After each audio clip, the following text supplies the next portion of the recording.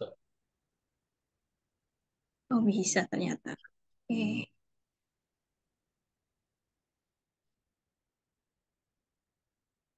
Sebentar ya, Master.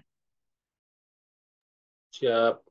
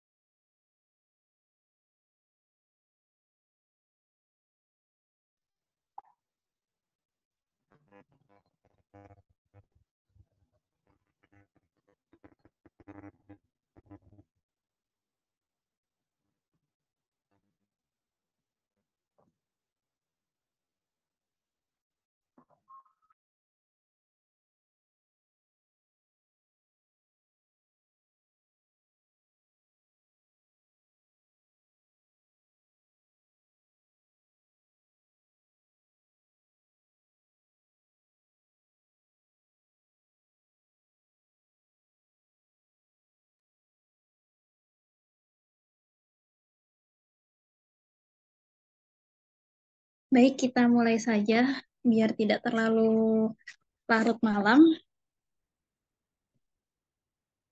Assalamualaikum warahmatullahi wabarakatuh. Shalom, Om Swastiastu, Namo Buddhaya, salam kebajikan, salam sejahtera untuk kita semua. Salam literasi. Selamat datang di acara Harmoni Perayaan Ulang Tahun Helena dan Cindy beserta peresmian logo baru MLII dan launching Aksara Family. Kali ini kita akan melaksanakan webinar bersama Master Suci Raharjo, SAPMA, dengan tema Bersama Berantas Korupsi Hingga Ujung Negeri. Sebelum kita mulai acara, ada baiknya kita berdoa menurut kepercayaan masing-masing. Berdoa dipersilahkan.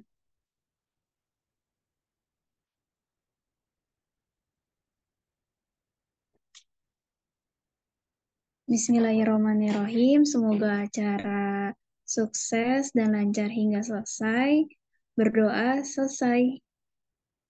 Oke, sebelumnya perkenalan terlebih dahulu.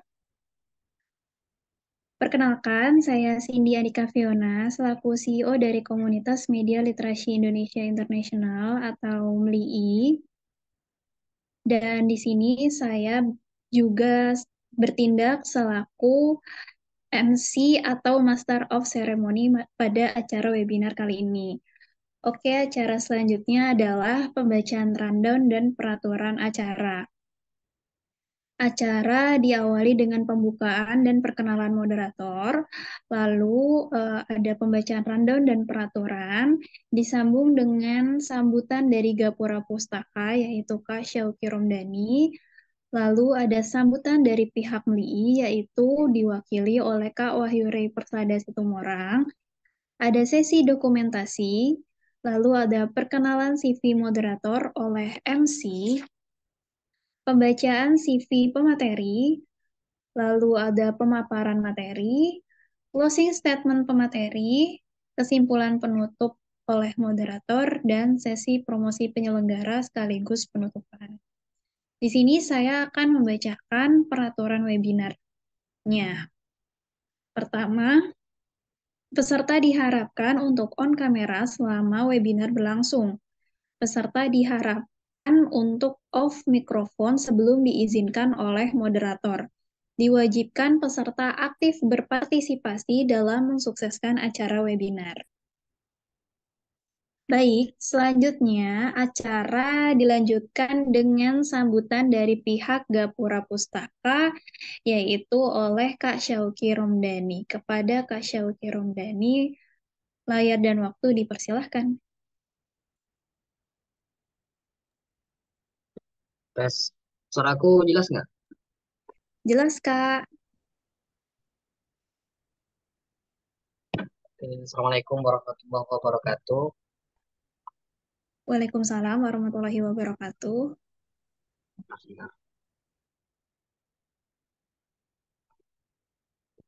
Bismillahirrahmanirrahim.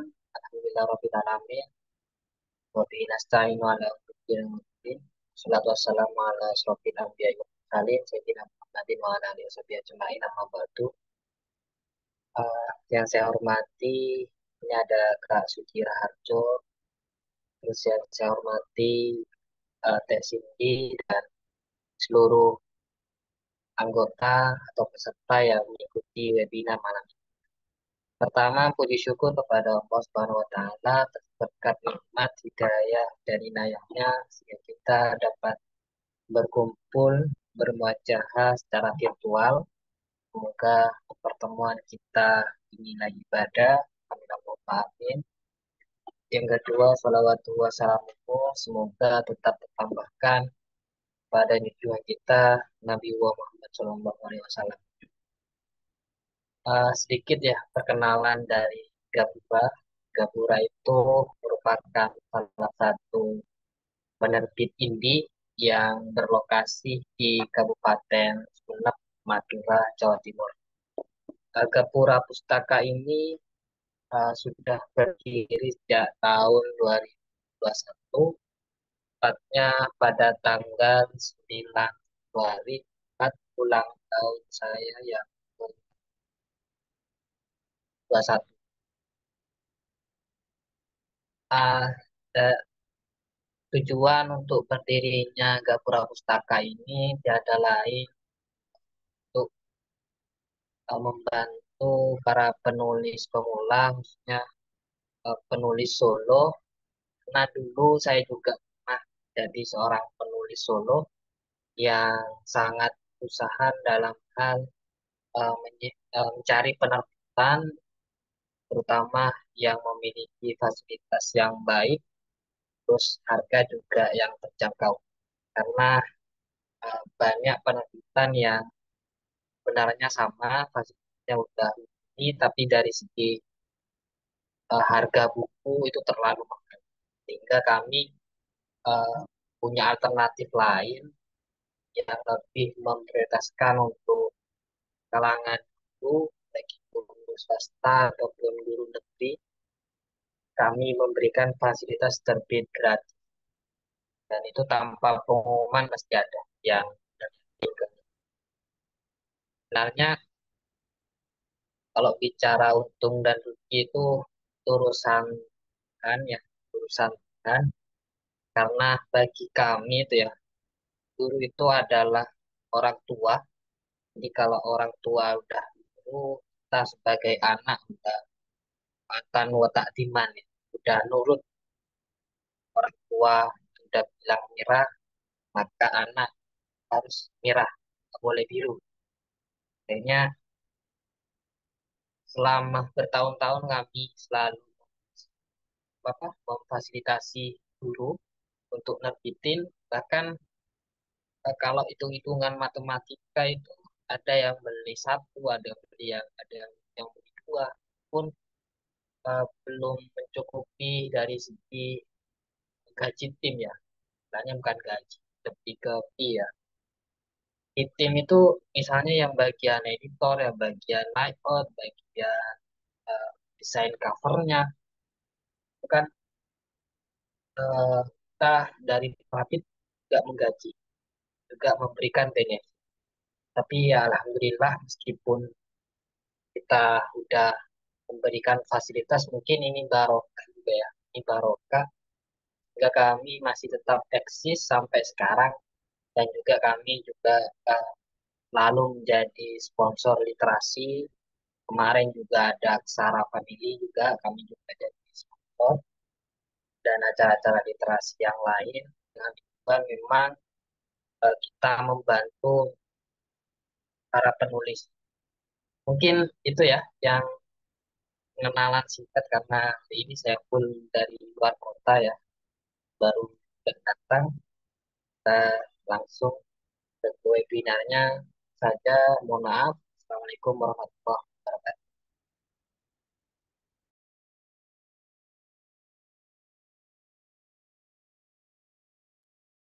Waalaikumsalam warahmatullahi wabarakatuh. Terima kasih kepada Kak Syauki Romdani yang telah mewakili pihak Gapura Pustaka atas sambutan luar biasanya. Selanjutnya ada sambutan dari pihak Komunitas Media Literasi Indonesia Internasional, yaitu founder Kak Wahyurei Persada Situmorang. Kepada Kak Wahyurei, layar dan waktu dipersilahkan. Cek, cek. Kedengaran nggak, Kak? Kak Cindy? Ya, kedengaran Kak, tapi rada pelan. Sorry, laptop. Assalamualaikum warahmatullahi wabarakatuh. Selamat malam, salam sejahtera bagi kita semua. Yang terhormat komunitas penyelenggara media literasi Indonesia Internasional. Yang terhormat pihak kolaborasi penerbit Sipi Gapura Pustaka dan Aksara Family. Yang terhormat para peserta webinar serta pemateri kita yang luar biasa yaitu Master Suci Rahajo SAP MA. Pertama-tama, marilah kita panjatkan puji dan syukur kehadiran Allah SWT karena atas rahmat dan karunia-Nya kita dapat berkumpul secara virtual pada malam hari ini untuk mengikuti webinar dengan tema yang sangat relevan dan penting yaitu bersama merantas korupsi hingga ujung negeri. Korupsi adalah salah satu tantangan terbesar yang dihadapi oleh bangsa kita. Ia tidak hanya merusak tantanan pemerintahan, tetapi juga menghambat pembangunan dan mengurangi kepercayaan masyarakat terhadap institusi publik. Oleh karena itu, tema webinar kita hari ini sangat penting untuk membahas bersama. Kita sangat beruntung dapat menghadirkan Master Suci Rahajo SAP MA, seorang yang berpengalaman dan ahli dalam bidang pemberantasan korupsi dan pendidikan integritas. Saya yakin dengan pengetahuan dan pengalamannya, Master Suci akan memberikan wawasan yang berharga dan inspirasi bagi kita semua untuk terus berjuang melawan korupsi. Harapan saya semoga melalui webinar ini kita dapat memperdalam pemahaman tentang pentingnya integrasi dan transparansi serta bagaimana kita bisa kontribusi dalam upaya pemberantasan korupsi mulai dari lingkungan terdekat hingga seluruh penjuru negeri. Akhir kata saya ucapkan selamat mengikuti webinar. Semoga acara ini berjalan dengan lancar dan bermanfaat bagi kita semua. Terima kasih. Waalaikumsalam warahmatullahi wabarakatuh.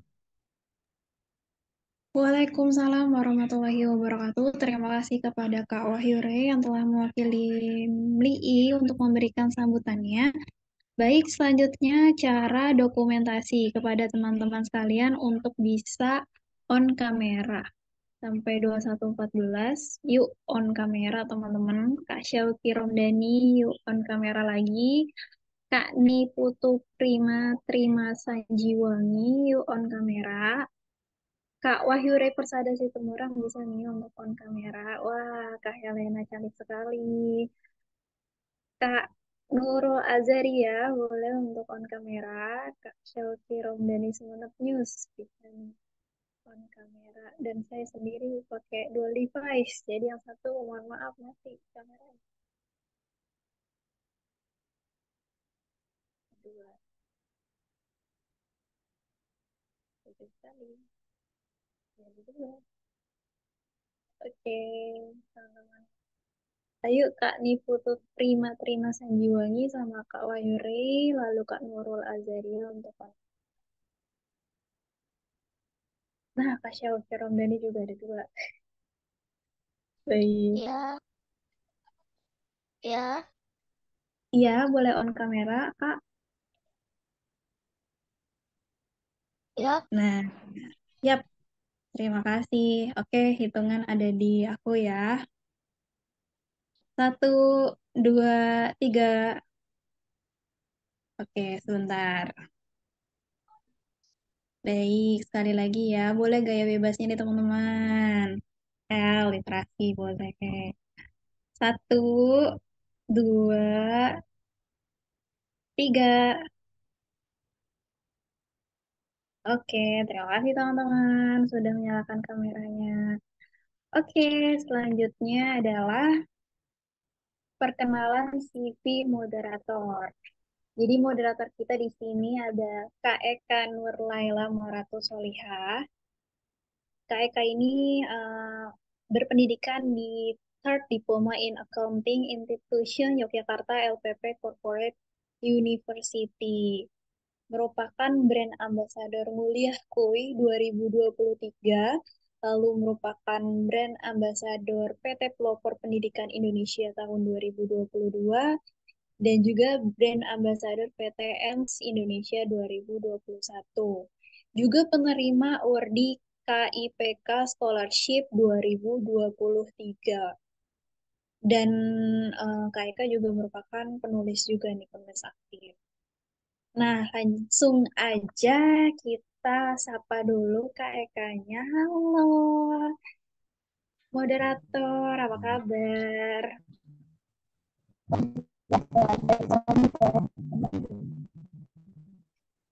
Suaranya terdengar tapi rada krecek-krecek nih.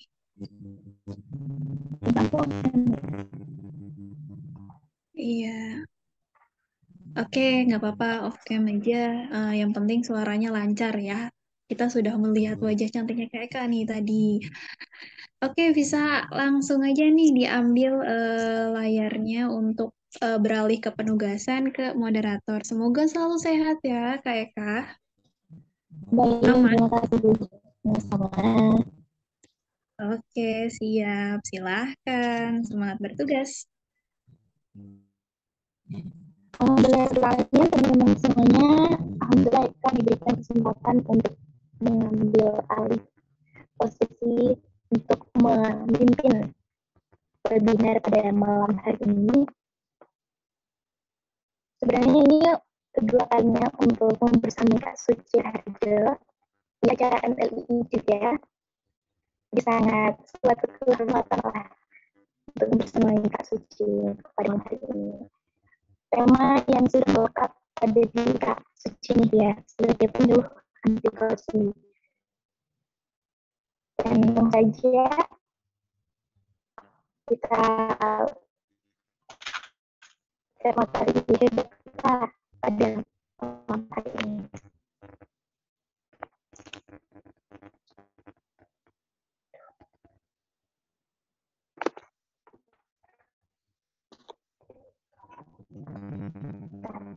Bisa screen.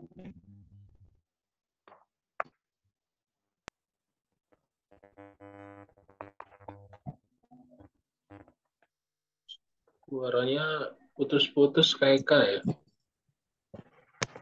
Iya, Kak. Sebentar.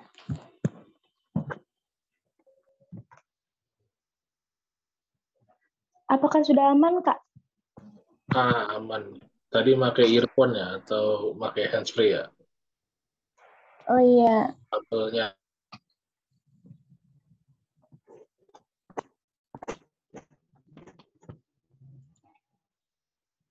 Baik, Eka bacakan saja untuk CV pemateri kita pada malam hari ini. Yang sudah tidak asing lagi, udah beberapa kali mengisi acara di MLII. Pemateri kita pada malam hari ini yaitu Kak Suci Raharjo, Sarjana Administrasi. Kak Suci Raharjo, Sarjana Ilmu Administrasi Publik. Beliau sudah berkecimpung di dunia penyuluhan anti korupsi, sudah pernah menjadi dosen tetap Politeknik Keuangan Negara atau STAN di Tangerang ya Kak ya. Terus juga pernah menjadi sampai sekarang Komisi Pemberantasan Korupsi Republik Indonesia, Masya Allah. Dan beliau juga mempunyai platform tersendiri yaitu Raharjo Institute. Bagi teman-teman semuanya yang ingin mencari tahu lebih lanjut mengenai info dari komunitas Kak Suci bisa menghubungi sosial medianya. Nanti akan di-spill. Jadi untuk pada malam ini langsung saja kita lanjut ke sesi inti yaitu pemaparan materi pada Kak Suci. Layar dan waktu dipersilahkan. Baik, terima kasih Kak Eka selaku moderator. Izin share screen terlebih dahulu ya, teman-teman. Baik. Sudah terlihat kah? Sudah.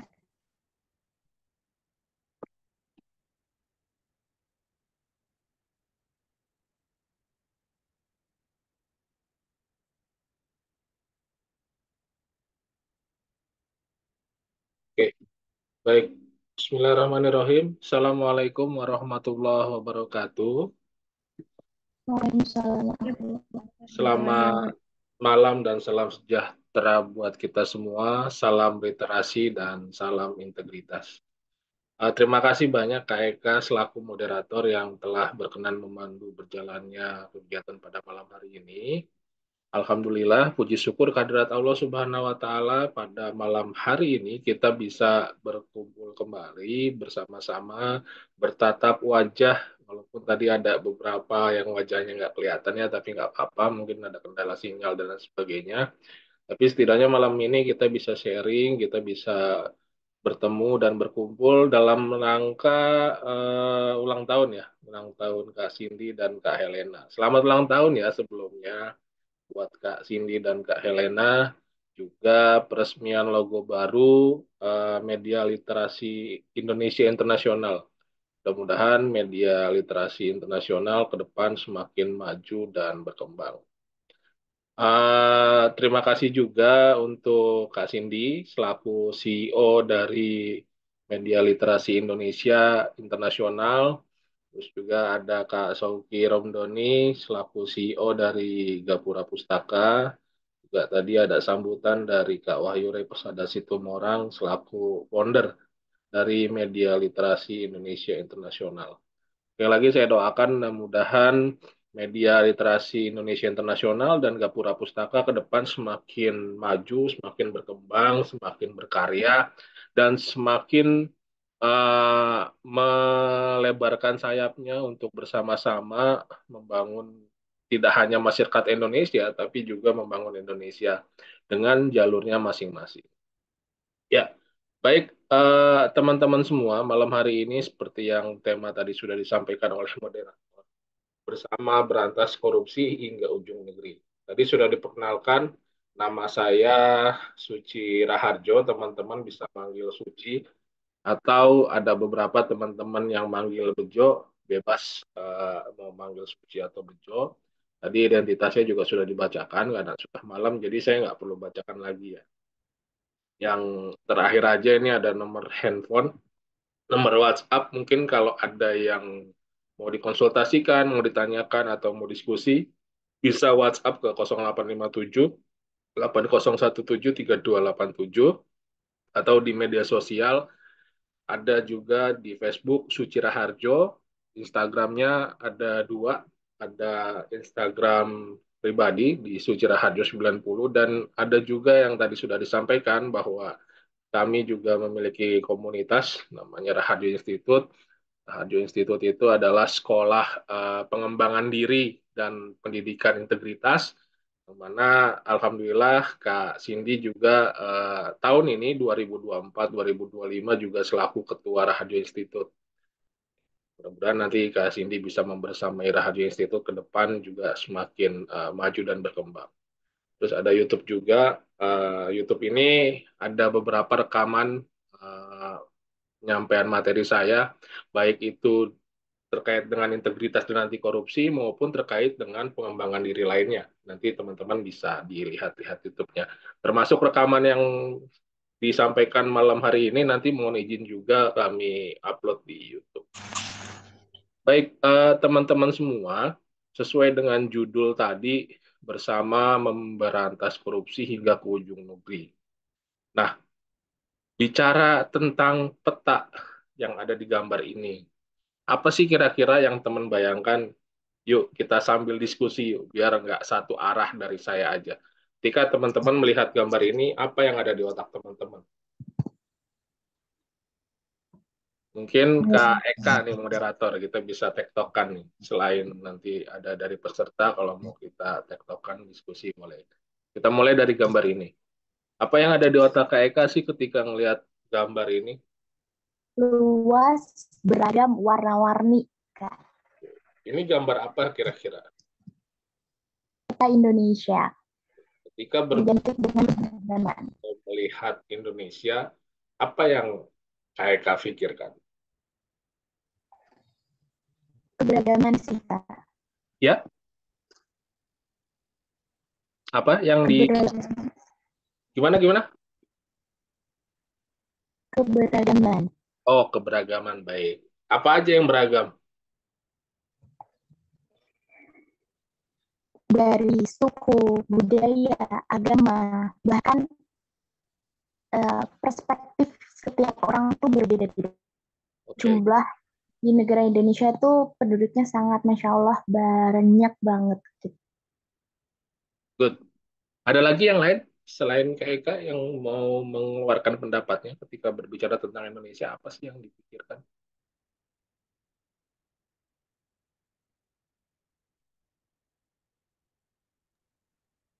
Kompleks, Master. Oke, ini yang mungkin tidak terfikirkan di teman-teman ya. Tadi oke, kompleks dan beraneka ragam gitu ya. Beragam-ragam macam-macam, tidak hanya agama, bahasa, budaya gitu ya. Bahkan tadi kayak Kak bilang setiap masing-masing otak kita juga isinya beda-beda. Benar sekali. Tapi ada satu hal yang jarang diperhatikan oleh kita semua bahwa Indonesia ini tanah surga, teman-teman. Ini judul lagu sebenarnya. Jadi kalau misalkan teman-teman dulu pernah tahu di sekitar 2000-an itu ada judul lagu judulnya Tanah Surga di tahun 90-an, tahun 2000-an. Ada yang pernah dengar nggak atau ada yang tahu nggak judul lagunya?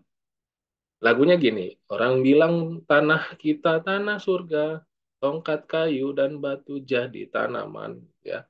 Jadi itu nyata sebegitu berkahnya, sebegitu hebatnya Indonesia, bahkan uh, tongkat kayu pun bisa jadi tanaman. Apa itu singkong ya? Itu akar-akaran, umbi-umbian yang bisa jadi bahan makanan pokok dan itu hanya ada di Indonesia, tidak di negara lain. Sebegitu besarnya potensi kekayaan alam yang dimiliki Indonesia. Bahkan, teman-teman, kalau kita bisa menggali lebih dalam lagi, Indonesia ini mempunyai kekayaan alam yang sangat luar biasa. Tidak hanya tadi dengan bahan yang ada di bawah tanahnya gitu ya.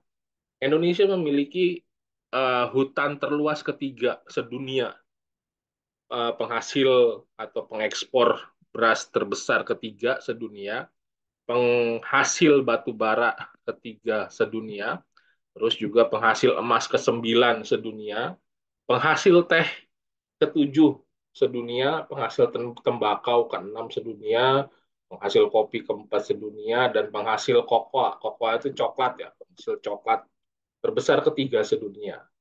Dan yang menakjubkan lagi, Indonesia memiliki gas alam terbesar dan rempah-rempah terbesar sedunia.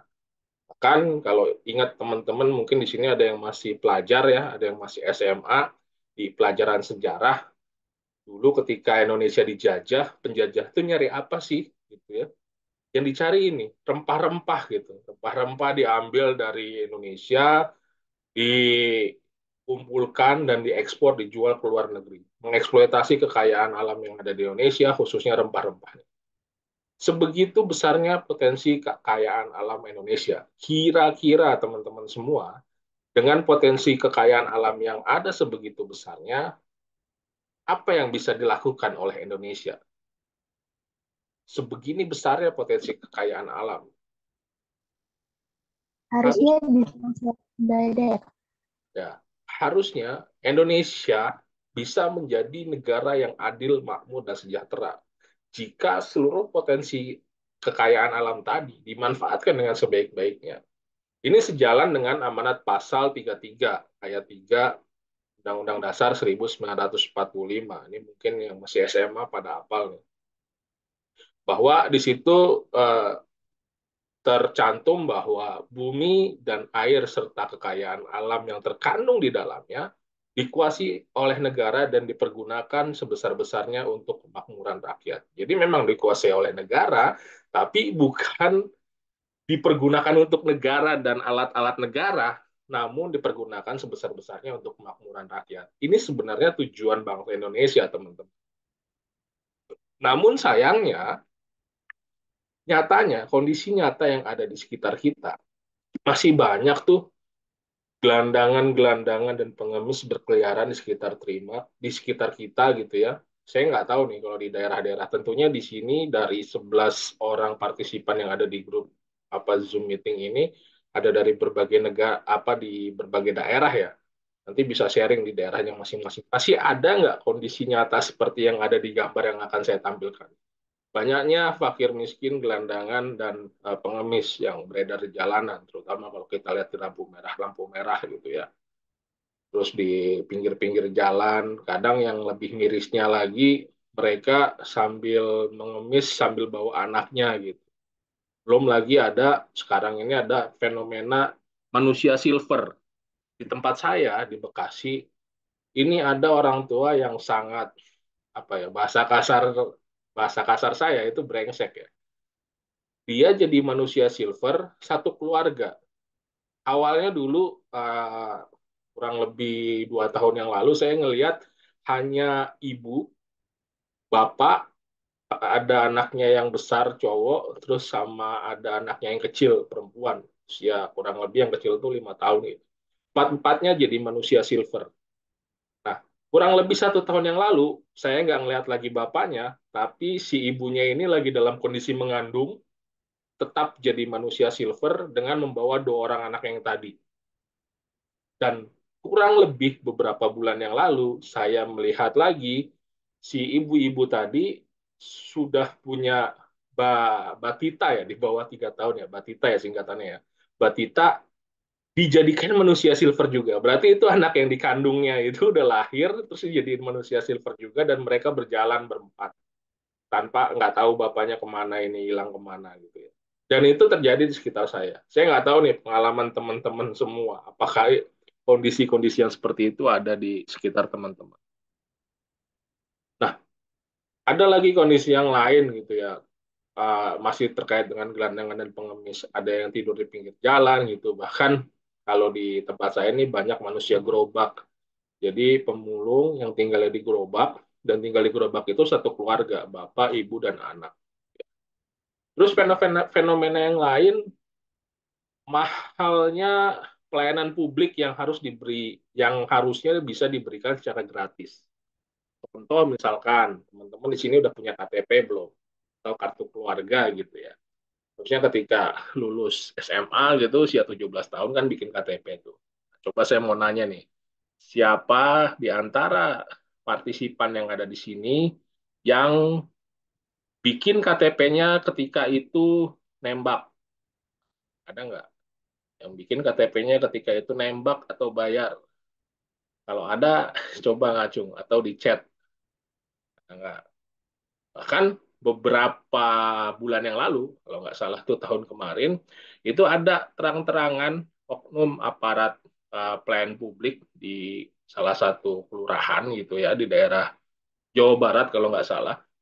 Itu terang-terangan minta ke warga, minta ke masyarakat yang mau bikin kartu keluarga, direkam sama si warganya itu, bilang mau cepet mau lama, mau cepet 100.000, mau lama 50.000 gitu. Itu jelas terang-terangan dan ada rekamannya. Sempat viral beberapa bulan lalu, sorry tahun kemarin kalau nggak salah, itu di YouTube dan di TikTok. Nah, kondisi lainnya masih ada teman adik-adik kita yang harus melewati perjuangan yang cukup berat untuk menuju ke sekolahnya. Ini nyata, nama desanya saya lupa, sampai dengan detik ini kita bertemu di Zoom meeting ini, masih ada saudara-saudara kita yang kalau mau melewati jalan ke sekolahnya, itu harus menyeberangi sungai, menyeberangi kali yang jembatannya itu nggak utuh. Ada istilahnya namanya jembatan miring, jembatan gantung miring. Jadi dia gantungan di jembatan begitu, lewatin gitu. Pulang pergi mereka harus melewati itu. Bayangkan, untuk membangun jembatan saja itu nggak bisa. Terus ada lagi kondisi jalanan yang banyak lubang seperti ini. Bahkan anehnya, jalanan yang baru saja dibangun usianya tidak lama. Pernah nggak ngerasain, kok ini kayaknya jalanan baru dibangun beberapa bulan yang lalu, tapi kok udah bolong lagi gitu. Dan yang terakhir, lemahnya penegakan hukum yang ada di Indonesia. Contoh yang lagi hangat, yang lagi viral, yang saat ini ada di media, ya, yang sudah jelas-jelas nyata, kasus pembunuhan, eh, sorry, kasus yang anak anggota, salah satu anggota dewan, mantan anggota dewan yang melakukan jelas-jelas nyata kerekam CCTV melakukan penganiayaan hingga berakibat meninggalnya seseorang, rekan wanitanya, itu divonis bebas sama hakim. Ini lagi viral dan lagi rame di media sosial. Mestinya teman-teman yang ada di sini update beritanya. Nah, ini kondisi nyata. Udah jelas-jelas buktinya nyata, udah jelas-jelas kejadiannya ada, tapi vonisnya bebas, dibebaskan. Terjadi sesuatu atau apa? Nah, kita nggak tahu gitu. Bahkan anggota DPR gitu ya, Komisi 3 yang membidangi hukum itu sudah mulai bersuara terkait dengan adanya kasus ini gitu. Bahkan kalau kata Bang Sahroni, Wakil Ketua Komisi 3 itu menyatakan diduga adanya hengki-pengki. Hengki-pengki itu adalah kurang lebih istilahnya suap menyuap ya antara si hakim dengan si ayahnya korban ini. Ini masih dugaan, tapi Bang Roni itu menggunakan istilah hengki-pengki. Nah, teman-teman, ini kondisi nyata yang ada di Indonesia, yang ada di sekitar kita, teman-teman. Nah, kondisi ini dibuktikan lagi dengan semakin parahnya bahwa adanya hasil skor CPI namanya. Ini penelitian yang dikeluarkan oleh nama lembaganya Transparansi Internasional. Transparansi Internasional melakukan survei kepada 180 negara sedunia. 180 negara sedunia, teman-teman. Dan Indonesia ada di peringkat 115. Bayangin, ada di peringkat 115 dari 180 negara. Separuhnya aja nggak ada ya. 180 dibagi dua kan harusnya 90 ya. Ini 115 gitu. Separuhnya aja nggak ada. Skornya 34. Hanya 34. Bayangkan ya. Harusnya maksimalnya itu 100, tapi Indonesia ada di 34. Ini jauh berbeda dengan negara-negara yang ada di layar ini. Ranking satunya ada Denmark, 90 skornya. Terus ranking duanya ada Finlandia, 87 skornya. Ada New Zealand 85 di peringkat ketiga, peringkat keempatnya ada Norwegia di 84, Singapura ada di peringkat kelima di angka 83. Bayangkan kalau dengan tadi skor Indonesia 34, kira-kira nih kalau KEK ujian gitu ya, salah satu mata pelajaran nilainya 34, bagaimana perasaannya? Ya, alhamdulillah. Nah, ya, Sedih. sedih, bukan kita merasa tuh kayak kok kita bodoh banget gitu, apa kita nggak belajar apa gimana, dapat 50 aja enggak gitu ya, sejelek-jeleknya 50 atau 60 lah gitu ya, ini tapi kita 34 dari per 100. Bayangkan inilah posisi kondisi Indonesia kita saat ini, teman-teman. Ini CPI tahun 2023, kita nggak tahu nih tahun 2024 ini bagaimana nanti skornya, apakah naik ataukah turun gitu ya. Kita berharap sih mudah-mudahan naik. Tapi dengan kondisi penegakan hukum yang terjadi saat ini, saya pesimis kalau itu naik. Mungkin tetap atau mungkin bahkan bisa jadi bisa turun gitu. Nah, semua itu terjadi gitu ya. Kondisi-kondisi seperti ini terjadi karena adanya korupsi, teman-teman. Tadi dibilang sama Kak Wahyu Rey Persada Situmorang di sambutannya bahwa korupsi ini menyebabkan dampak yang luar biasa ya. Saya sepakat dengan tadi yang disampaikan Kak Wahyu Rey. Bahwa korupsi ini efeknya kemana-mana. Nanti kita lihat efeknya dari korupsi itu apa sih gitu ya.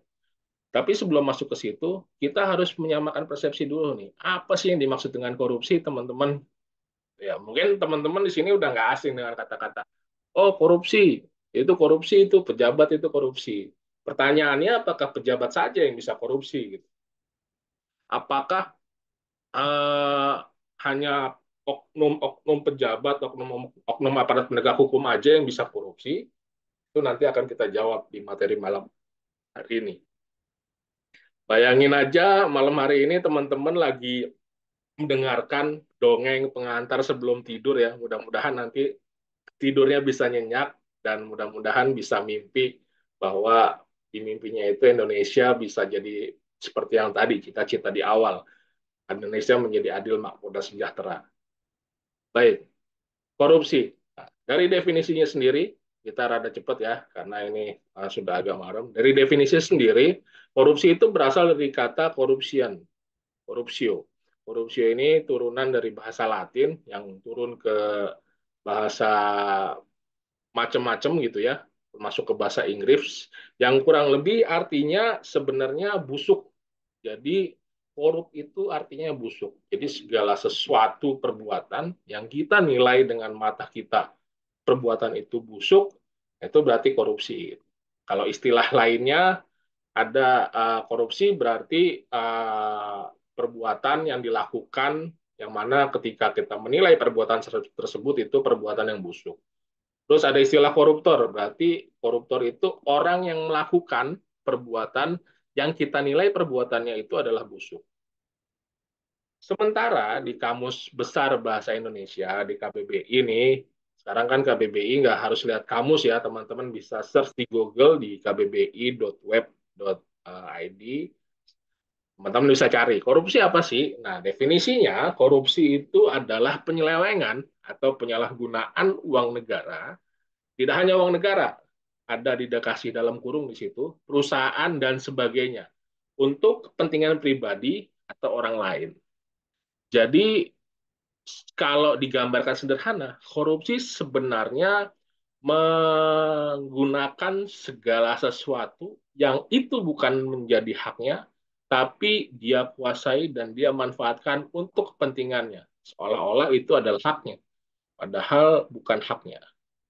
Ini jelas kalau di bahasa umumnya maling gitu ya atau rampok.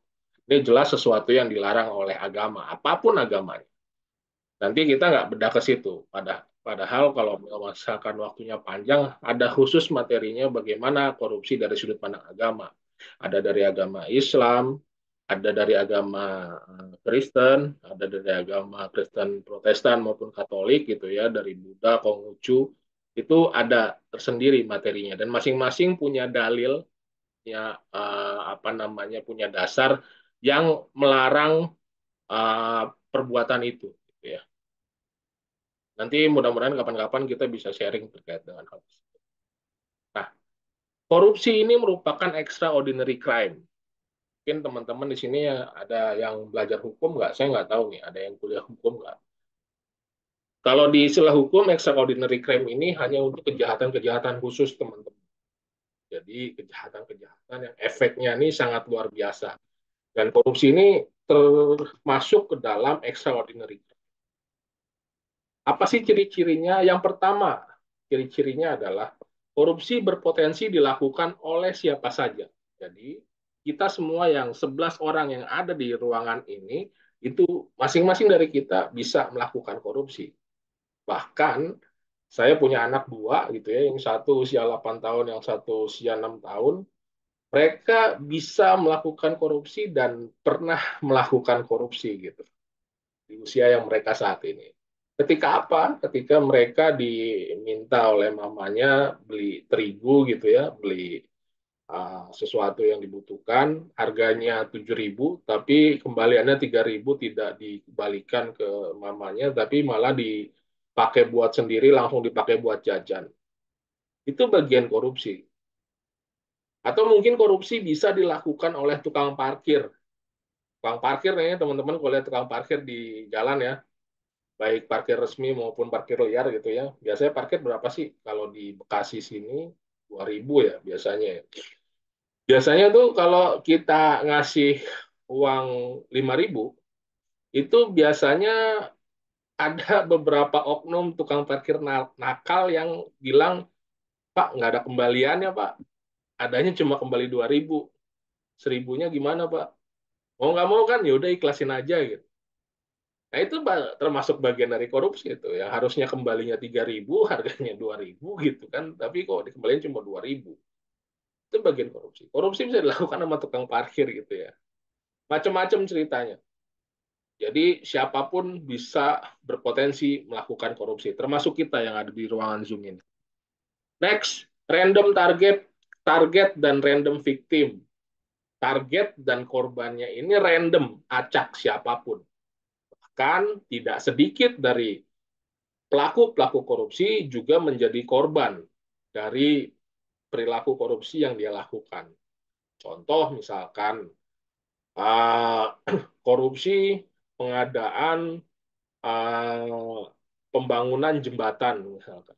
Jembatan yang dibangun tidak sesuai dengan spesifikasinya, roboh, menimbulkan korban jiwa. Dan si orang yang membangun tersebut, yang bersangkutan juga melewati jembatan situ. Dia bisa sebagai pelaku dan dia juga sekaligus menjadi korban. Banyak contoh lain. Jadi korupsi bisa jadi, pelaku korupsi juga bisa jadi korban dari korupsi yang dia lakukan. Terus next, kerugiannya besar dan meluas. Jadi snowball effect gitu ya. Jadi makin lama tuh kelihatannya makin meluas. Contoh tadi, korupsi pembangunan jembatan gitu ya. Dari pembangunan jembatan minimal apa contoh misalkan harga proyeknya taruhlah 100 juta gitu ya. Tapi karena di markup yang kualitasnya harusnya 100 juta, tapi di markup sama si koruptor tersebut hanya 50 juta. Ya ini kita ambil contoh simpel gampangnya aja ya, padahal nggak ada pembangunan jembatan yang 100 juta, pasti miliaran. Tapi buat hitung-hitungan simpelnya kita ambil sederhana aja. Dikorupsi 50 juta gitu. Jadi yang 50 jutanya itu masuk ke yang bersangkutan si koruptor itu. Dengan kualitas yang harusnya 100 juta, tapi yang dihasilkan hanya 50 juta gitu. Tentunya kualitasnya sangat tidak sesuai gitu. Kalau dihitung kerugiannya kan 50 juta. Tapi kalau itu terjadi di korupsi pembangunan jembatan misalkan seperti tadi yang dicontohkan, jembatannya itu roboh, hancur gitu ya. Dan di atas jembatan itu banyak orang yang melintas di situ dan ketika mereka lagi melintas jatuh gitu ya.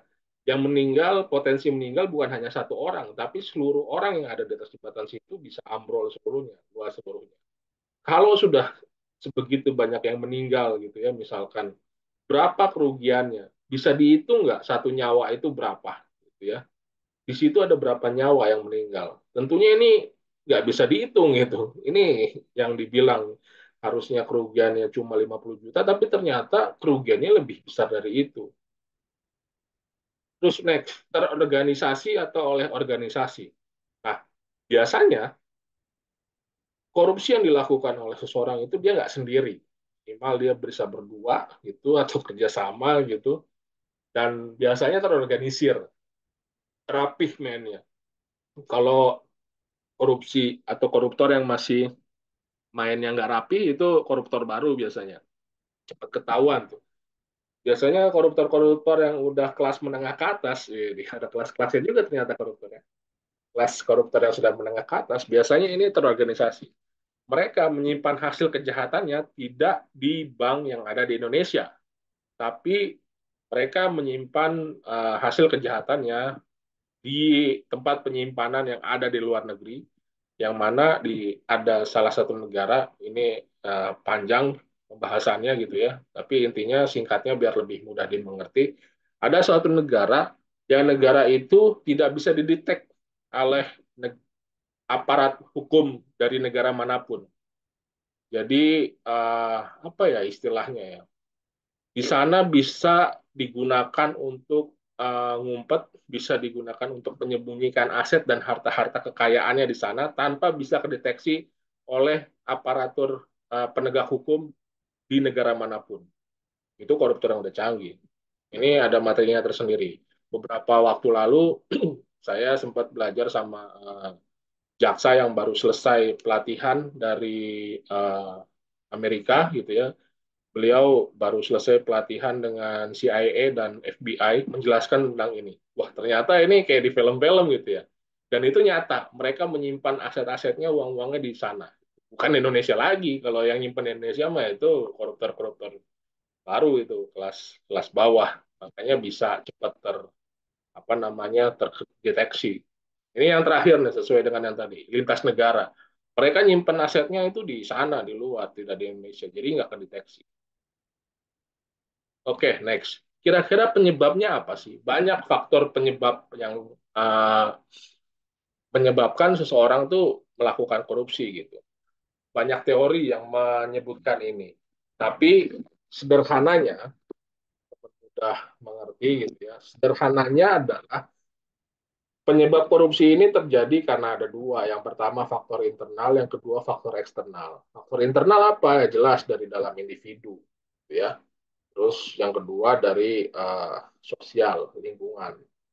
Dari individu kita punya namanya manusia gitu ya, kadang serba kurang, terus ngeliat orang lain, oh enak juga hidupnya ya, kayaknya hidupnya nggak kesusahan deh, nggak kayak kita gitu ya, iri gitu. Terus kurangnya moral, gaya hidup yang berlebihan konsumtif, penghasilannya misalkan cuma 5 juta tapi gaya hidupnya bisa 20 juta gitu ya. Nah, ini salah satu pemicu terjadinya korupsi. Terus sosial. Sosial tadi, doktrin dan nilai-nilai yang bersifat berasal dari tidak hanya lingkungan tapi bahkan dari keluarga gitu ya. Ini juga bisa memicu terjadinya korupsi. Contoh misalkan pernah nggak sih ada yang teman-teman di sini yang ngalamin orang tuanya tuh nyuap gurunya untuk anaknya bisa mendapatkan nilai yang bagus. Pernah nggak? Kalau pernah ada nanti bisa ngacung gitu ya. Gimana caranya pokoknya anak saya harus dapat nilai bagus aja. Ya, walaupun padahal anaknya bodoh gitu ya, emang nilainya segitu mau diapain ini, tapi gurunya pun kadang menyambut gayung yang udah diberikan gitu ya, dikasih bingkisan, dikasih amplop, nilainya dibagusin atau minimal lebih diperhatikan. Nah ini kadang dari keluarga ini nilai-nilai korupsi yang terjadi gitu ya. Nah, mereka tuh tahu-tahu ya pernah ada tuh, bahkan mungkin kalau ditanya mau jujur-jujuran ke masing-masing diri kita pernah menyaksikan atau entah mungkin kita sendiri yang seperti itu atau orang lain pasti ada. Terus yang selanjutnya eksternal. Nah, eksternal ini macam-macam, ada hukum, ada ekonomi, ada politik, ada organisasi. Di hukum tadi jelas lemahnya penegakan hukum. Contoh yang tadi kasus yang saya sebutkan di awal, udah jelas-jelas videonya viral. Orang itu menganiaya pacarnya perempuan gitu ya, bahkan sempat dibawa ke rumah sakit, ternyata di rumah sakit sudah meninggal gitu. Kalau nggak ketahuan nama security, nggak dibawa itu ke rumah sakit, dibiarin geletak gitu. Bahkan sempat ada video rekaman kelindes mobil. Tapi ternyata setelah disidang kok ya hasilnya dibebaskan. Nah itu kan ah, ngerusak apa ya? Itu sangat ngebuat kita kok bisa begini gitu. Padahal buktinya jelas masyarakat sudah melihat semuanya gitu. Itu dari sisi hukum. Terus dari ya, tadi ini dari sisi hukum bisa dipengaruhi aparat penegak hukumnya gitu ya. Hukum yang tidak sesuai dengan yang diharapkan gitu ya. Ini efeknya apa namanya penyebabnya macam-macam nih. Bisa ada mungkin ada kedekatan, misalkan aparat penegak hukumnya kenal dengan si korban. Dalam hal ini di apa ya,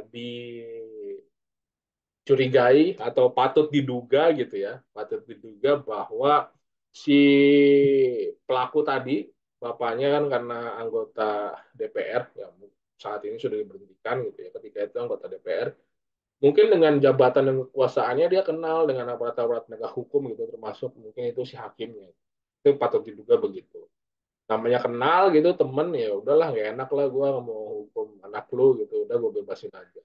Atau mungkin yang kedua, nggak kenal, tapi ada upaya mempengaruhi keputusan si hakim dengan upaya suap. Nanti kita jelaskan. Nah, terus selanjutnya ekonomi, rendahnya tingkat pendapatan dan banyaknya kebutuhan. Terus ada politik, ini mempertahankan jabatan dan kekuasaan yang dimiliki. Contoh misalkan ini lagi marak nih, bahkan beberapa kali KPK nanganin ini. Terakhir itu tahun kemarin ada suap terkait dengan pembelian jabatan. Jadi bayar 20 juta per orang untuk menjadi pejabat kepala desa, menggantikan kepala desa yang sebelumnya telah selesai masa jabatannya. Bayar ke bupatinya. Ini bupatinya waktu itu ditangkap. Jadi untuk jadi kepala desa bayar 20 juta. Ini buat mempertahankan kekuasaan harus bayar. Terus untuk dapat posisi apa misalkan harus bayar. Ini korupsi yang disebabkan karena faktor politik. Dan tidak jarang yang kita lihat baik itu di sekitar kita gitu. Atau mungkin contoh yang sederhana yang ada di sekitar teman-teman, sekolah deh, sekolah atau perguruan tinggi deh. Coba lihat pengurus-pengurusnya gitu ya. Pasti kepala sekolahnya atau rektornya itu kalau nggak keluarganya yang punya yayasan, ini sekolah swasta ya, kita bicara sekolah swasta ya. Kalau nggak keluarganya yang punya yayasan, kalau nggak anaknya, kalau nggak mantunya atau besannya gitu ya, atau nggak orang yang punya saham di yayasan itu, walaupun kompetensinya tidak memadai buat jadi seorang kepala sekolah atau rektor. Di swasta ini mayoritas pasti terjadi. Kan kalau hitung-hitung persenan bisa 90% terjadi. Sayangnya ini juga terjadi di sekolah-sekolah dan perguruan tinggi negeri. Banyak banget rektor-rektor dan kepala sekolah yang menduduki posisinya bukan karena kompetensinya, tapi karena jual beli jabatan gitu ya. Dan ini sudah terbukti, ada salah satu rektor yang tahun lalu kita tangkap tangan, KPK melakukan tangkap tangan karena melakukan korupsi jual beli kursi masuk ke perguruan tinggi. Ya. Jadi mau masuk perguruan tinggi negeri harus bayar sekian ratus juta biar bisa masuk. Dan itu ternyata ala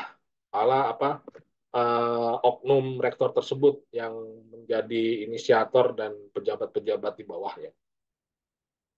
Terus organisasi, tidak adanya figur pimpinan yang berintegritas. Nah, ini kita nggak ada contoh nih. Siapa yang kita contoh ya sekarang terkait integritas ya. Terus lemahnya celah penegakan pengawasan. Jadi nggak ada yang ngawasin. Bahkan sekitar kita aja udah nggak aware kalau ada yang korupsi di sekitar kita. Oke.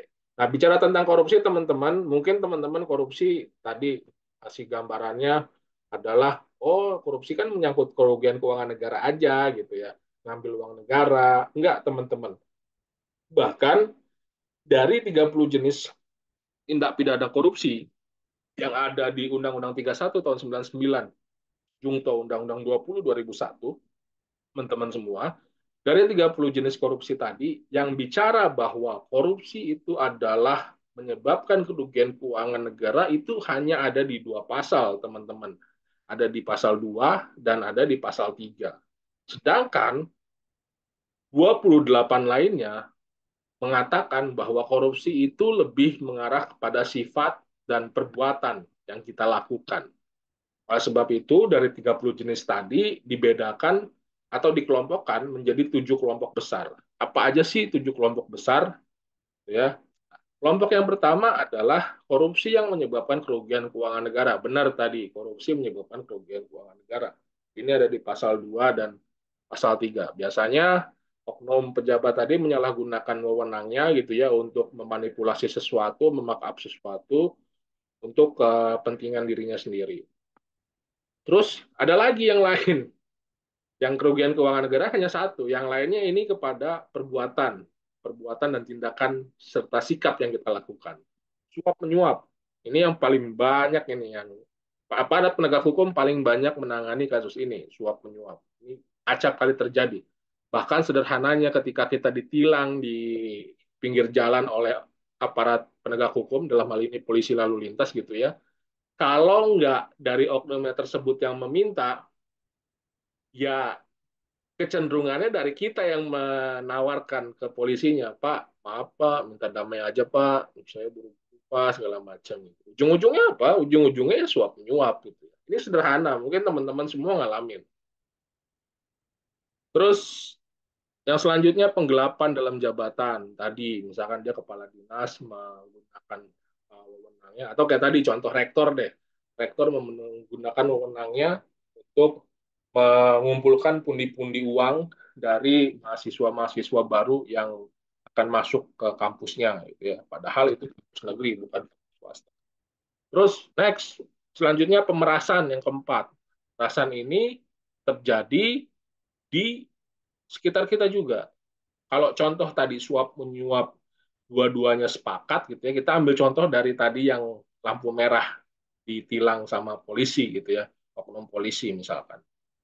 Kalau pemerasan ini, pemerasan yang minta adalah aparat penegak hukumnya atau pejabatnya, meminta kepada yang lemah. Dalam hal ini kalau kasus tadi bicara masalah tilang, ya meminta kepada si pengendara itu, kamu mau damai di tempat atau biasanya istilahnya kalau oknum itu mau bilangnya agak sedikit halus dia. Mau sidang di tempat apa sidang di pengadilan? Sidang di pengadilan berarti dia harus ditilang, harus ikut sidang di pengadilan. Kalau sidang di tempat ya udah di situ aja 50.000 gitu, atau 100.000. Ini Izin Kak Bincu, untuk pemaparan materi tinggal 15 menit lagi. oke, baik. Biasanya apa namanya si polisinya itu, oknum polisinya itu melakukan permintaan tadi kepada si korban ya. Ya. Intinya kalau pemerasan ini dari yang kuat meminta kepada yang lemah. Terus perbuatan curang, biasanya ini terjadi di dalam proyek-proyek gitu ya. Terus yang terakhir konflik kepentingan dalam pengadaan dan gratifikasi yang ketujuh.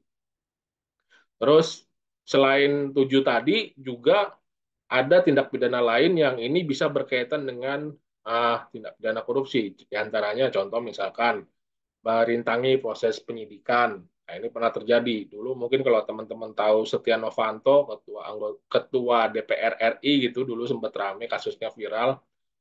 Itu banyak yang terlibat nih di merintangi proses penyidikan. Dokter pribadi dan pengacaranya dijadikan tersangka juga oleh KPK karena berperan aktif dalam membuat skenario, membuat seolah-olah Setia Novanto kecelakaan, biar nggak ditahan dan nggak ditangkap oleh KPK. Mereka akhirnya ikutan jadi tersangka juga melintangi proses penyidikan. Terus memberikan keterangan uh, palsu, memberikan rekening palsu gitu ya, memberikan laporan palsu dan memberikan identitas pelapor kepada orang lain. Ini bisa dijerat dengan tindak pidana lain yang berkaitan dengan korupsi. Oke, next. Karena waktunya sebentar lagi, kita bicara agak cepat. Nah, untuk berantasnya gimana? Yuk kita sama-sama mengenal ini. Jadi ada tiga cara. Atau kalau KPK biasanya mengenal istilah trisula pemberantasan korupsi gitu ya. Ada trisula. Yang pertama ada pendidikan. Tujuannya adalah mendoktrin masyarakat agar tidak mau melakukan korupsi. Nah, salah satunya yang kita lakukan malam hari ini nih. Saya lagi sharing tentang korupsi, sebegitu besar dampaknya korupsi agar teman-teman yang ada di sini mikir, oh iya ya kalau kita ikutan korupsi sebegitu ya dampaknya gitu. Tujuannya agar tidak mau. Terus yang kedua, pencegahan. Upaya pencegahan ini tujuannya agar tidak dapat melakukan korupsi. Kalau tadi sudah nggak mau, terus celah-celahnya juga kita tutup, tidak bisa lagi melakukan korupsi. Gimana caranya celah-celahnya itu tutup? Contoh misalkan semua digitalisasi sekarang gitu ya. Semua pakai proses digital. Bikin SIM sekalipun, perpanjang SIM, bikin STNK, perpanjang STNK itu semua pakai aplikasi sekarang. Tinggal foto, terus SIM-nya atau STNK-nya dikirim deh. Dan saya udah 2 kali pakai itu. Jadi nggak perlu datang ke sana, dikirim pakai aplikasi. Itu upaya untuk mencegah korupsi terjadi, biar nggak ada jual beli lagi di luar sana di pelayanan publik. Harusnya ketika seseorang sudah tidak mau dan tidak bisa melakukan korupsi, korupsi itu nggak ada lagi. Tapi nyatanya korupsi masih banyak dan korupsi masih terjadi di sekitar kita. Jadi dilakukan upaya yang ketiga, yaitu upaya penindakan. Upaya penindakan ini efeknya adalah nanti pemenjaraan gitu ya. Orang diberikan sanksi hukuman pidana, pidana badan, tujuannya agar takut. Karena di penjara itu nggak enak teman-teman. Dan dari Trisura ini, goalnya adalah Indonesia yang bebas dan bersih dari korupsi. Mari kita mulai dari diri sendiri, mulai dari hal yang terkecil, dan mulai dari saat ini kita menerapkan integritas. Integritas itu sebenarnya simpelnya bicara masalah hati ya. Bicara masalah hati karena setiap di antara kita, apapun agamanya, suku, budaya, profesi, dan daerahnya, pasti punya hati, diberikan oleh hati yang sama oleh Tuhan gitu ya. Sebenarnya cukup dengan mendengarkan hati nurani aja, teman-teman udah bisa jalan lurus gitu ya. Tanpa adanya peraturan sebenarnya sudah cukup. Karena hati ini sebenarnya panduan dari Tuhan, dari Allah kepada kita semua gitu ya. Dengan cukup mendengarkan hati, harusnya semua sudah bisa berjalan dengan baik. Tapi sayangnya banyak saat ini orang yang tidak menggunakan hatinya. Terus ini ada istilah Jumat bersepeda kakak. Ini adalah nilai-nilai anti korupsi dari turunan dari tadi nilai integritas yang harus ditanamkan kepada kita. Ada jujur, mandiri, tanggung jawab, berani, sederhana, peduli, disiplin, adil, dan kerja keras. Ini harus kita tanamkan dan kita aplikasikan dalam kehidupan kita sehari-hari. Ini program-program pencegahan yang dilakukan tadi, perbaikan-perbaikan sistem semua digitalisasi, teman-teman. Ini adalah alur proses penindakan. Sebenarnya tadi saya mau jelasin ini karena waktunya terbatas, nggak cukup. Nanti bisa dibaca-baca sendiri aja. Bagaimana sih seorang mulai dari pelaporan bisa menjadi seorang tersangka, terus bisa disidang, bisa divonis, dihukum sekian tahun penjara gitu ya. Ini prosesnya ada di sini. Tapi waktunya nggak sempat, jadi tidak saya jelaskan, nanti bisa dibaca-baca sendiri aja. Kalau ada yang ingin ditanyakan, nanti bisa japri. Terus ini ada tata cara pelaporan bagaimana ketika kita mengetahui adanya korupsi di sekitar kita, kemana harus lapornya, nanti teman-teman bisa baca di sini. Ya. Ini sekilas potret rumah tahanan KPK. Nah, ini teman-teman bisa lihat di sisi yang sebelah kiri, yaitulah bentuk tahanan gitu. Yang ditahan tuh nggak enak. Kamar mandinya lihat hanya separuh badan, nggak ada penutupnya segala macam. Jadi mohon maaf kalau buang air besar, buang air kecil di situ, yang tidur di pinggirnya itu udah pasti kebauan ya. Kalau yang orangnya jijian udah pasti muntah aja di situ. Ya, ini kondisi potret tahanan yang ada di ini tahanan rutan KPK ya. Dan kondisinya benar-benar nggak enak banget. Bulan Februari sampai dengan bulan Mei kemarin, tanggal 22 Februari sampai dengan 24 Mei, saya diamanahkan jadi pelaksana harian kepala rutan KPK, dan alhamdulillah kita memperbaiki sistem-sistem yang ada di sana. Yang seperti mana teman-teman tahu, kemarin ada kasus di KPK, pegawai rutannya terlibat pemerasan gitu ya. Bahkan di KPK sendiri aja ada oknum yang menyalahgunakan kekuasaannya untuk memeras tahanan. Miris memang, tapi itulah kondisi nyata. Ini bedanya terakhir ekspresi koruptor yang ada di Indonesia dengan ekspresi koruptor yang ada di luar negeri gitu. Ini salah satu alasan kenapa di Indonesia masih banyak korupsi, karena kurang banyaknya kesadaran gitu ya. Bahkan mereka udah pakai rompi tahanan pun masih bisa dada-dada dan tersenyum ke media gitu. Sangat berbeda sekali ekspresi dengan di luar negeri.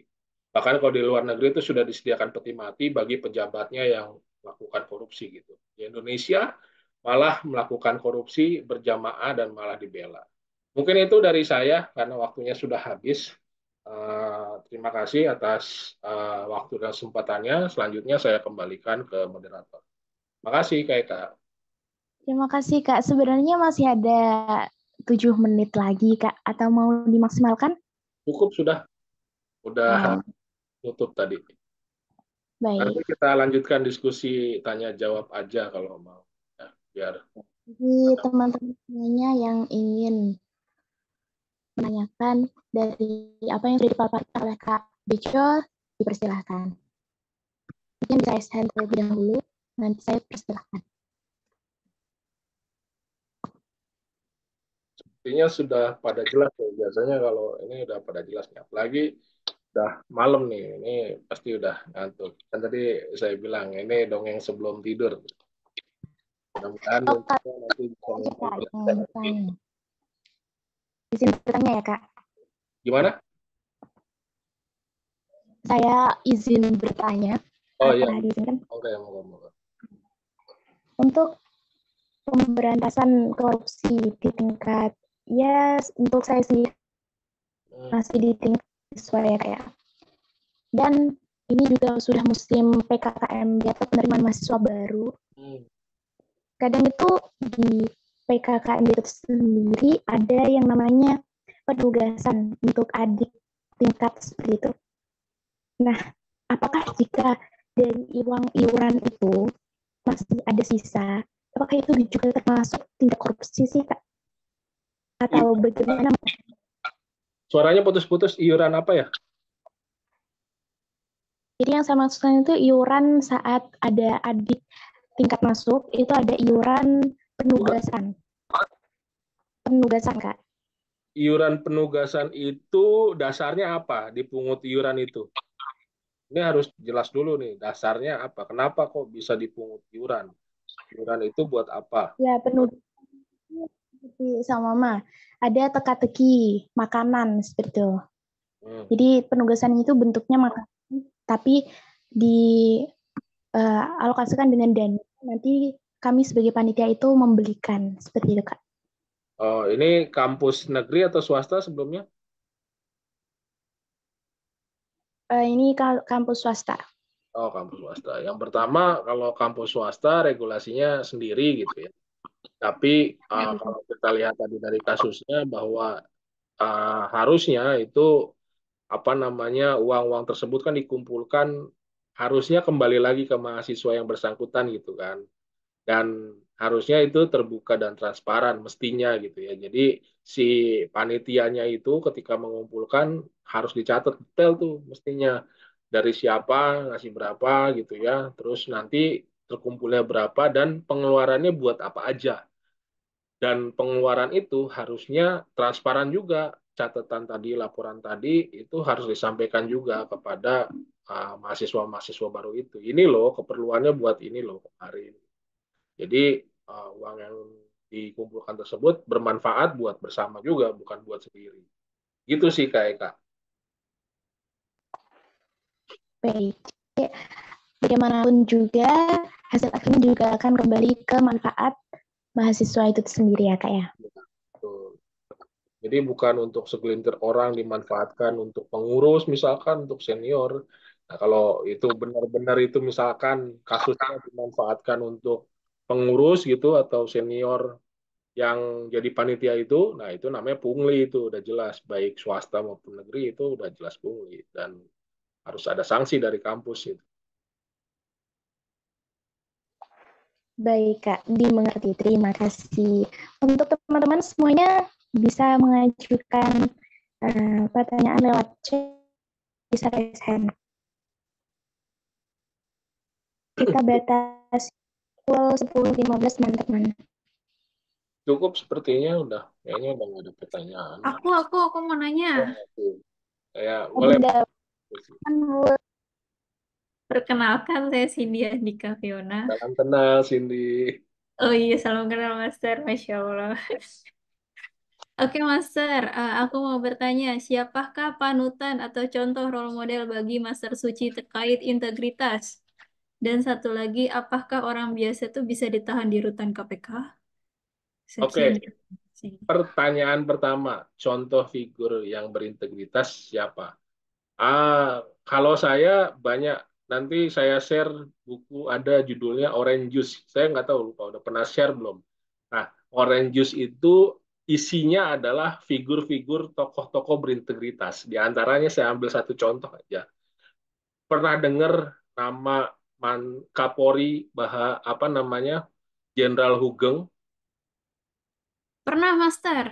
Nah, itu salah satu contoh figur karakter yang berintegritas.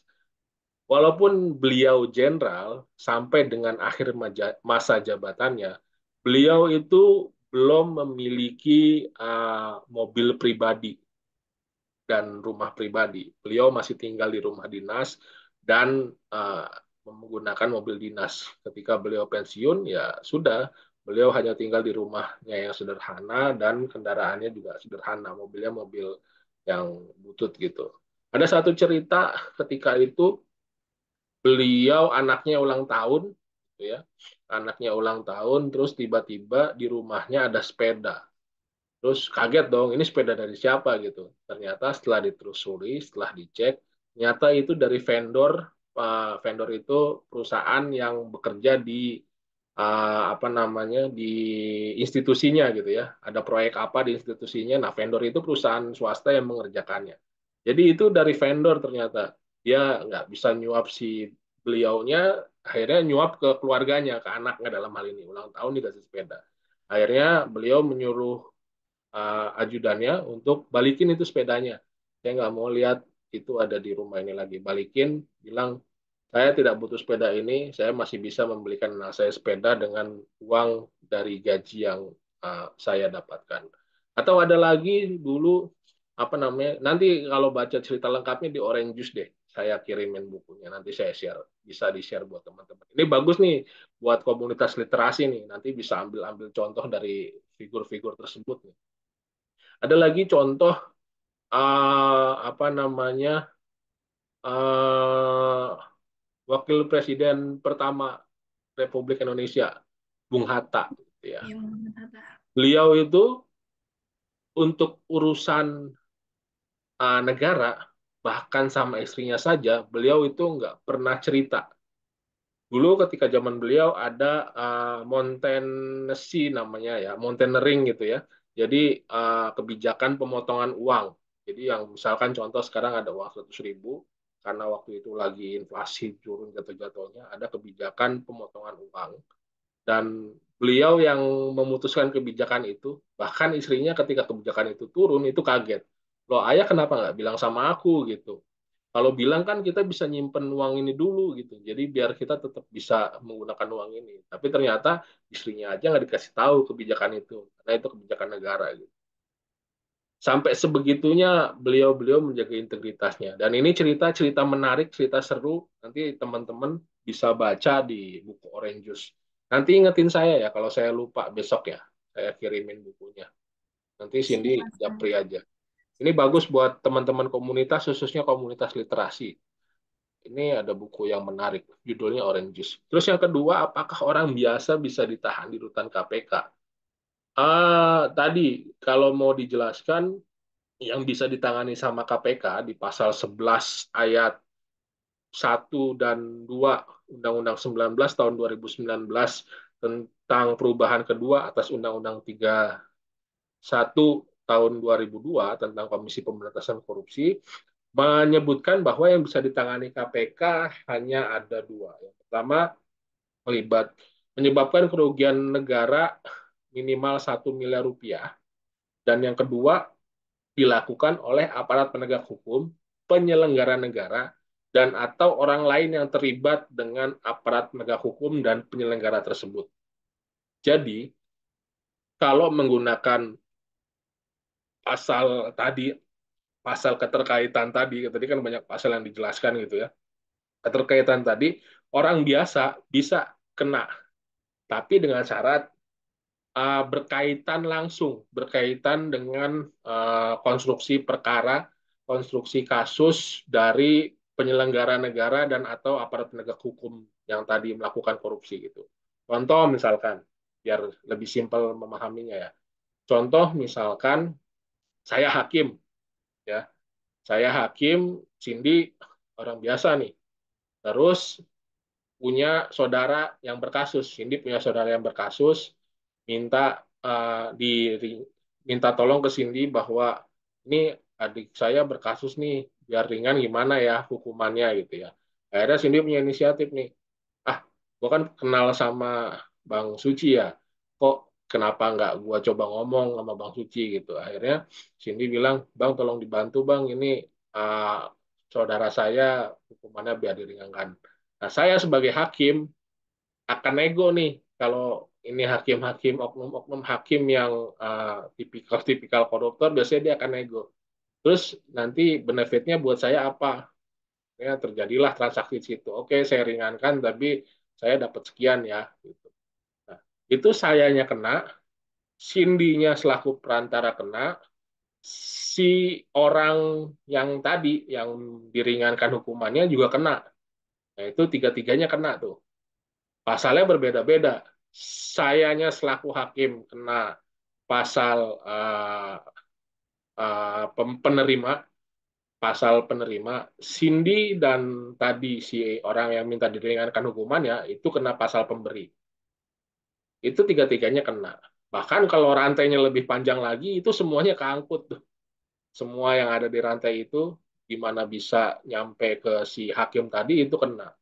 Bahkan di beberapa kasus ketika kami melakukan operasi tangkap tangan, itu ada supir yang dia nggak tahu apa-apa, tapi Kena juga. dia kena ketika diperintahkan oleh bosnya memberikan suap kepada uh, orang yang dituju gitu. Jadi ketika diberikan suap terjadi transaksi yang kita tangkap ya si supirnya ini gitu. Tapi nanti hasilnya setelah diperiksa, diperdalamin, yang jadi pertanyaan, apakah si supirnya ini tahu bahwa duit itu duit suap buat si oknum itu, apakah dia benar-benar sama sekali nggak tahu, hanya disuruh bosnya aja. Kalau ceritanya dia nggak tahu sama sekali, benar-benar nggak tahu sama sekali, dan dia nggak menduga sama sekali bahwa itu adalah uang suap kepada si aparat tadi gitu, itu dia bisa bisa bebas, bisa lepas. Tapi kalau kejadiannya ternyata si supirnya ini tahu dan dia dengan sadar menyerahkan uang suap tersebut, dia juga ikut kena. Jadi orang biasa juga kena kalau nggak hati-hati gitu. Gitu, Cindy jawabannya. Oke, siap Mas Dar. Terima kasih. Tapi nanti kalau misalnya si supir ini ketahuan dia jujur atau enggaknya, atau ketahuan eh, penyelidikannya itu nantinya gimana-gimana, itu dari mana Mas Dar? Dari CCTV atau ditanyain beberapa wawancara? Jadi ketika KPK atau aparat penegak hukum, jadi yang bisa melakukan operasi tangkap tangan tidak hanya KPK sebenarnya ya. Ada aparat penegak hukum lain seperti polisi, jaksa gitu, itu bisa melakukan operasi tangkap tangan sebenarnya. Ketika operasi tangkap tangan itu penegak hukum memiliki waktu 1 kali 24 jam atau maksimal 2 kali 24 jam untuk memutuskan apakah orang ini terlibat atau tidak. Apakah seluruh unsurnya masuk atau tidak. Tadi unsurnya banyak ya. Pelaku perbuatan korupsinya tadi termasuk ke dalam 7 jenis kategori tadi, atau perbuatan lainnya tapi yang terlibat dalam 7 jenis yang tadi saya jelaskan di presentasi, dan yang melakukannya tadi seperti yang tadi dijelaskan di pasal 11 ayat 1, ya aparat penegak hukum atau penyelenggara dan lain sebagainya, dan orang yang terlibat dengan aparat penegak hukum dan penyelenggara negara, kalau sudah memenuhi unsur semua, dicek nih satu-satu. Ini bagaimana transaksinya, bagaimana rantainya gitu. Pengecekannya macam-macam. Jadi tidak hanya dengan penyelidikan berupa wawancara dan interview saja gitu, atau mungkin lebih dikenal dengan interogasi, tapi juga ada mekanisme lain. Seperti contohnya kalau di KPK itu memiliki wewenang untuk melakukan penyadapan. Jadi seluruh transaksi pembicaraan melalui handphone itu ada rekamannya bagi orang-orang yang memang disadap di KPK. Itu ada rekamannya. Bahkan dulu saya pernah ingat ada kasus, pernah tahu Angelina Sondak nggak? Tahu. Nah, waktu kasus Angelina Sondak itu dia nyampe kaget-kaget pas sidang gitu karena handphonenya itu udah hilang dari 3 atau 4 tahun yang lalu gitu. Dulu masih zaman BlackBerry. Handphonenya itu udah hilang, udah lama banget hilang. Tapi ketika sidang itu dipaparin sama jaksa isi percakapan dari BlackBerry Messenger-nya dia. Akhirnya dia terkaget-kaget dan nangis nggak bisa ngelak. Nah, emang itu percakapan. Jadi sebegitunya. Jadi pengumpulan alat bukti banyak prosesnya panjang gitu ya. Dan dari mana mengumpulkannya dari berbagai sisi. Ada juga bisa dari penyelidikan tertutup. Misalkan untuk menyelidiki suatu perusahaan, si penyelidik ini menyamar sebagai cleaning service atau sebagai OB yang bisa bebas keluar masuk di dalam perusahaan tersebut untuk melakukan bukti dan lain sebagainya. Gitu. Banyak teknik-teknik penyelidikan yang bisa dilakukan oleh seorang penyelidik untuk mengumpulkan alat bukti. Oke, siap Mas Dar. Terima kasih atas penjelasan yang luar biasa. Jadi dapat gambaran nih. Baik, mengingat waktu juga udah menunjukkan pukul 10.24, kita akhiri sesi tanya jawab ya Mas Dar. Berhubung yang tertinggal juga tinggal 6 orang. Ini moderatornya juga menghilang. Tidur ya ini. Gitu, kayaknya kendala sinyal atau gimana, tidak tahu. Oke, kita lanjut ke apakah Mas Dar ada bisa melampirkan closing statement nih? atau kesimpulan penutup buat kita semua yang ada di sini, Master? Oke, baik. Terima kasih. Mungkin buat closing statement-nya dan ini juga live ya. Mungkin buat teman-teman di luar yang nonton live ini. Sebagai penutup dari saya, bicara tentang korupsi, nggak usah muluk-muluk mikir yang macam-macam dan bicara tentang integritas, juga nggak usah mikir teori yang berbagai macam menjelimet. Cukup teman-teman dengarkan hati nurani teman-teman, karena setiap kita sudah diberikan hati oleh Tuhan dengan kapasitas hati yang sama, dan Tuhan berbicara kepada kita melewati hati gitu ya, atau lebih dikenal mungkin beberapa orang menyebutnya nurani, atau mungkin ada yang bilang insting lah, banyak segala macam istilahnya gitu. Tapi intinya sama, intinya dengerin hati nurani, karena hati nurani itu nggak pernah bohong. Hati nurani itu suara Tuhan yang Tuhan berikan kepada kita semua. Apapun sukunya, apapun warga negaraannya, apapun agamanya gitu ya. Itu diberikan hati yang sama kepada kita untuk kita mengikuti hati nurani saja gitu. Bahkan kalaupun peraturan yang ada di dunia ini nggak ada, baik aturan agama, aturan undang-undang, aturan negara, nggak ada, semua bisa tertib, semua bisa aman, semua bisa sejahtera, semua bisa terkendali cukup dengan mendengarkan hati nurani sebenarnya. Sayangnya masih banyak orang yang tidak mau mendengarkan hati nuraninya.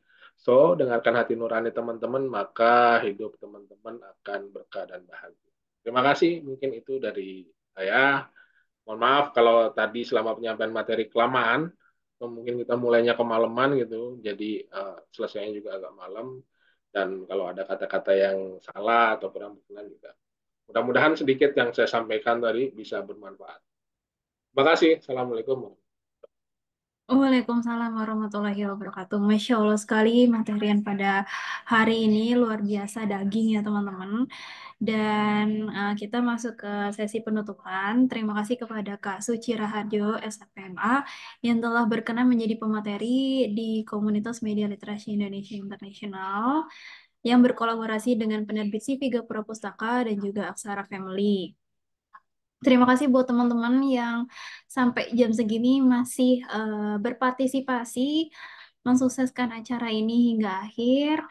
Terima kasih juga buat pihak sponsor dari penerbit CV Gapura Pustaka yang telah menyumbangkan Zoom-nya gitu untuk pada malam hari ini. Dan saya mewakili panitia yang bertugas mengucapkan maaf apabila ada salah kata atau sikap yang kurang berkenan dan segala kendala atau kekurangan di dalam penyelenggaraan acara. Jangan lupa teman-teman untuk follow Instagram dari Media Literasi Indonesia Internasional di @melinternational.id. Lalu media sosial Gapura Pustaka ada di Instagram @gapurapustaka, TikTok @gapurapustaka, dan juga YouTube Gapura Pustaka, karena nanti webinar ini akan live streaming langsung di YouTube Gapura Pustaka. Jadi buat teman-teman yang mau melihat cuplikan atau rekapan ulangnya bisa langsung aja ke YouTube Gapura Pustaka. Dan satu lagi ada penyelenggara dari Aksara Family. Jangan lupa juga di follow Instagramnya @aksarafamily.media. Dan juga follow juga nih teman-teman Instagram pemateri kita di @suciraharjo90. Wah, saya sampai hafal. Baik, terima kasih teman-teman semuanya. Kita tutup dengan membaca hamdalah. Alhamdulillahirrahmanirrahim. Akhir kata, wabillahi taufiq wal hidayah. Wassalamualaikum warahmatullahi wabarakatuh. Sampai bertemu di event dan webinar selanjutnya, karena webinar ini masih berlanjut sampai bulan September 2024. Terima kasih semuanya. Sampai jumpa lagi Terima di kasih. Terima kasih banyak Master Suci udah Terima kasih. berkenan Izin sharing. live ya. Siap, Master. Kak Syawki Romdani masih adakah di sana?